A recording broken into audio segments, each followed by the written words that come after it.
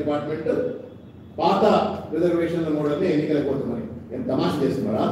Drama company నడుపుతున్నారా? ఏమనేది Mahesh Babu junior NTR cinema over night చుట్టిపై డెసిషన్స్ మార్చుకోవడానికి చుట్టిపై డెసిషన్స్ మారిపోతుందా? తమాషా అంటే మన డెమోక్రసీ అనేది రాజ్యాంగమా ఎన్నికలా పిల్లల పరిష్కారాడుతున్నారు. ఒక్క డెడికేటెడ్ కమిషన్ రిపోర్ట్ ఇంతవరకు బహిర్గతం చేయలేదు.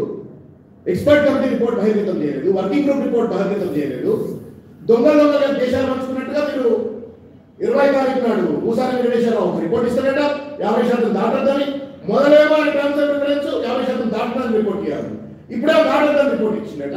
ఆ పెద్ద మనిషి ఇచ్చినందుకు పంచాయతీరాజ్ పెద్ద మనుషులు ముద్రేస్తారట. 22 తారీఖు జీవో పట్టుకొస్తారట. ఇవాళ 25వ తారీఖు నాడు నోటిఫికేషన్ ఇస్తారట. ఏం నడుస్తా ఉంది తెలంగాణలో? ఇదేనా పారదర్శక పాలన అంటే? ఇదేనా ప్రజాపాలన అంటే? అడ్డమైన దొడ్డిదారి పాలన కొనసాగిస్తా ఉన్నది. చిల్లర డ్రామా.